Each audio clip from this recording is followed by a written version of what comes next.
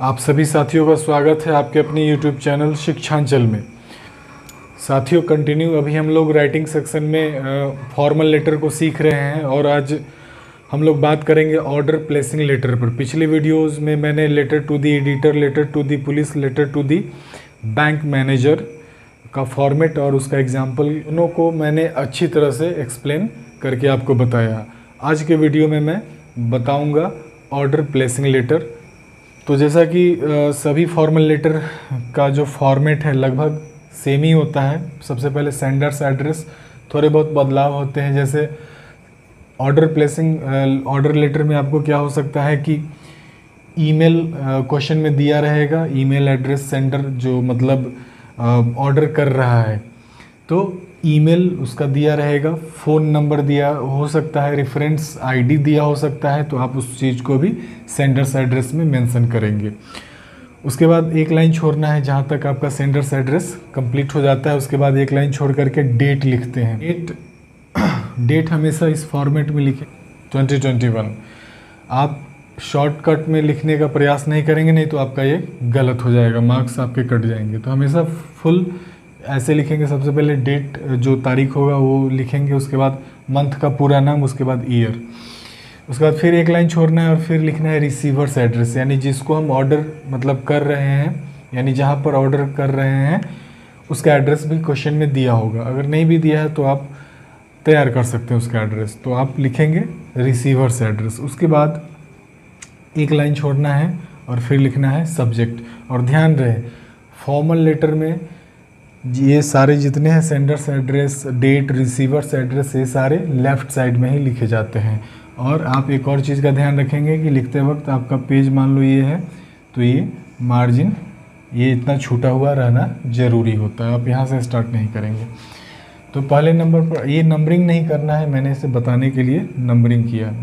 तीसरे नंबर पर receiver's address आपका जहाँ एंड होगा एक लाइन छोड़ना है। और चौथे नंबर पर सब्जेक्ट आपका आता है। सब्जेक्ट करने का मतलब है कि एक फ्रेज टाइप का होता है जिससे कि पढ़ने वाले को समझ में आ जाए कि किस चीज़ पे ये पत्र लिखा गया है। उसके बाद फिर एक लाइन छोड़ना है और हाँ, सब्जेक्ट जो भी आपका होगा उसको अंडरलाइन करना ना भूलेंगे। उसके बाद एक लाइन छोड़ करके सैल्यूटेशन आता है। सैल्यूटेशन में आप सर भी से भी काम चला सकते हैं या डियर सर मैडम भी लिख सकते हैं। उसके बाद हमारा आता है बॉडी, यानी जो हमारा मैसेज लेटर जो तैयार होता है। तो इसमें 3 पैराग्राफ में ये ऑर्डर लेटर को भी लिखा जाता है। तो पहले पैराग्राफ में आप क्या लिखेंगे, introduce yourself and motive of writing the letter, यानी अपने आप को इंट्रोड्यूस करना है, बहुत ज़्यादा इंट्रोड्यूस नहीं करना है, शॉर्ट में। उसके बाद दूसरा है डिटेल ऑफ आर्टिकल्स ऑर्डर्स, यानी जिस चीज़ का आप ऑर्डर करने जा रहे हैं उनका डिटेल आप पैराग्राफ 2 में देंगे।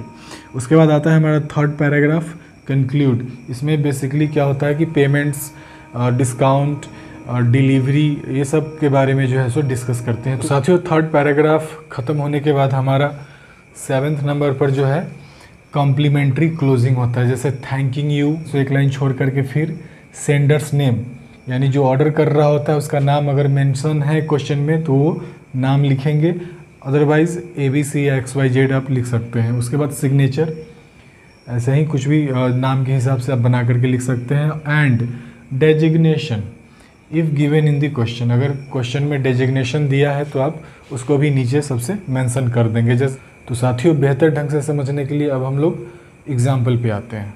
सबसे पहले मैंने लिखा RPS पब्लिक स्कूल, यानी ये हमारा सेंडर्स एड्रेस है। ध्यान दीजिएगा, RPS public school Patna Bihar. Reference ID मैंने ऐसे ही एक मतलब बनावटी दे दिया, क्वेश्चन में भी दिया जा सकता है तो आपको लिखना पड़ेगा। तो सेंडर्स एड्रेस में आपका ये हो गया, यहाँ तक आपका सेंडर्स एड्रेस समाप्त होता है तो एक लाइन छोड़ेंगे। उसके बाद डेट जैसा फॉर्मेट मैंने बताया था ठीक वैसा ही लिखना है। उसके बाद आपका एक लाइन फिर छूटेगा। रिसीवर्स एड्रेस में आप जिसको आप ऑर्डर कर रहे हैं उसका एड्रेस यहाँ पर होगा। The sales manager ABC PVT limited New Delhi, यानी इस सेल्स मैनेजर को आप ऑर्डर कर रहे हैं तो यानी ये रिसीव करेगा आपके ऑर्डर को, तो ये रिसीवर्स एड्रेस हो गया। इसके बाद हमारा आता है सब्जेक्ट। सब्जेक्ट मैंने बताया था कि मैक्सिमम 7 to 10 वर्ड्स में होना चाहिए। तो और ये अंडरलाइन भी होना चाहिए, ये बात ख्याल रखेंगे कि ये अंडरलाइन होना चाहिए। Order place for various sports items, इसी से समझ में आ जाता है कि खेल कूद संबंधित सामग्रियों का ऑर्डर करना है। उसके बाद सैल्यूटेशन, सर, जगह कम होने के कारण ज़्यादा स्पेस दे करके नहीं लिखा, आप समझेंगे इस चीज़ को। सर ये सब्जेक्ट हो गया, उसके बाद सैल्यूटेशन हो गया, उसके बाद पैरा फर्स्ट जिसमें मैंने बताया था कि introduce yourself and the motive of writing the letter, this is in with reference to your letter, reference ID एक मैंने दे दिया अपने मन से। फिर dated 25 July 2021, we are feeling great pleasure to inform you that your prices have been approved by the management, so we wish to place the order of the following sports item।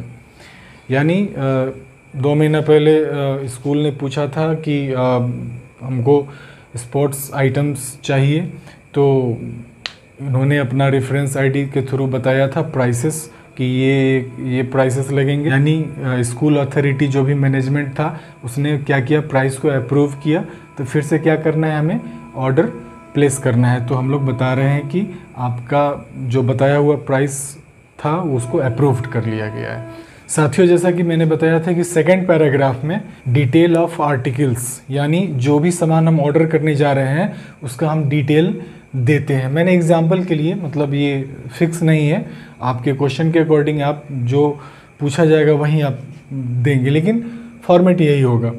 सबसे पहले serial number का एक बनाएंगे, फिर name of the item या article, दोनों में से कोई भी लिख सकते हैं, जो सामान ऑर्डर करना है। ये स्पोर्ट्स का इसलिए स्पोर्ट्स वाले सामान है, स्टेशनरी वाले होंगे तो स्टेशनरी वाले सामान का नाम होगा, म्यूजिकल इंस्ट्रूमेंट्स को ऑर्डर करना है तो उसके नाम होंगे, जिस प्रकार का ऑर्डर होगा वैसे गुड्स के नाम होंगे।